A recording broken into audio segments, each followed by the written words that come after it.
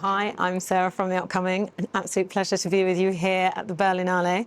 Maybe you could begin with a brief introduction to your film. If people haven't seen it, what can they expect? It's a pretty hard one to describe. Like in very simple words, I made an adaptation of the tragedy of Richard III, originally written by William Shakespeare, but I basically transferred it into our times, into the ganglands of Berlin. And the main character is not called Richard anymore. Her name is Rashida. What inspired you to take Shakespeare and plunge it into this modern day setting, the gang wars, the underbelly of Berlin, if you like? First of all, who cannot be inspired by Shakespeare? And I think that the words of the bards have been like influencing and inspiring so many filmmakers over like decades. And I thought it was intriguing to approach Richard because I think it's my favorite character in the William Shakespeare cinematic universe. And because he's this man, the hunchback, the man who is an outsider, always has been an outsider, never has the third born son who never had a chance to become king. When you are an immigrant in a different country, when you are part of society but never really in, when you are basically floating on the outside and you urge to get to the center, you kind of identify with him. And I think that's what I did when I was a kid.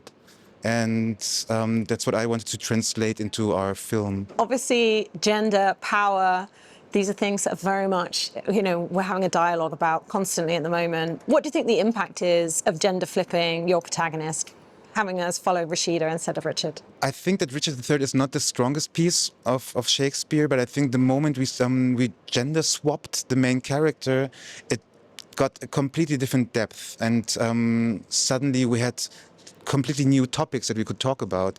But there were also different questions, because while for the last couple of 100 years nobody really asked why Richard is a psychotic killer of his kin, suddenly the moment when you change a man to a woman, people are asking, like, why is she so evil? And why does she do this stuff? And why does she behave like that? How dare she? How dare she? How dare she?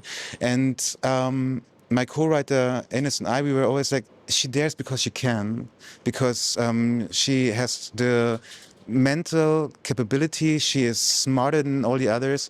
She, as a character, has seen war, and in this, she has seen real war. And coming to Berlin in this gang wars, she is much more capable than all the people around her. That's why, because she's fucking capable. But it's interesting, isn't it, how our sort of judgment of how violent a person can be, how ruthless a person can be, does seem to shift based on gender, or whether, there's that notion that for a woman to be able to compete with men, does she either have to become as depraved or go even further? And I think there are lots of those questions that can come through watching the film. I think that we do stereotype emotions, and we do stereotype violence. So there's a certain male and female violence. It's hard to understand for many people that there's certain ambiguity, that we can have both inside of us, that we can be physically violent but also socially cruel, that we can be like mobbing people but at the same time be super kind with our kids or whatever. For us, I think it was important to normalize a certain ambiguity and normalize, especially in our film,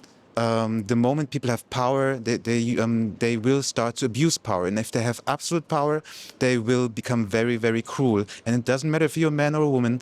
It's not a problem of gender. It's a problem of a system, And looking at the world right now, I'm not sure if you know, but a major election in Germany in a week.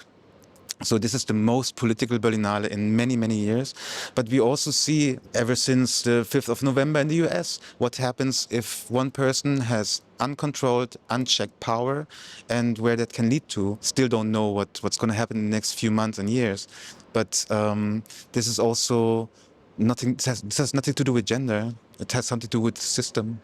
And in that sense, do you feel like art, particularly cinema, can be a way to work through some of these issues that we're all grappling with about power, about culture clashes in our communities that only seem to be, that the tensions seem to be rising rather than tolerance increasing? So to what extent do you feel like actually film and creativity can help us work through these issues? I think that a film cannot save the world.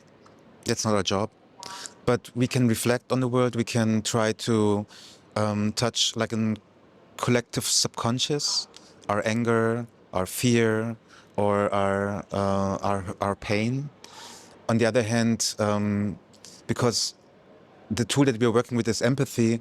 It's an amazing. We're building an amazing space to find kinship with people that we didn't think that we have like a relation to, and so of all the things that we can do as filmmakers, please don't ask us to save the world. But what you can ask us is to maybe devour certain emotions that we're not really aware of. Maybe we can communicate something that we have in common with other people that we didn't know before, and that we might even slip into the skin of a person of a different color or of a different gender and realize that we are very, very similar to each other.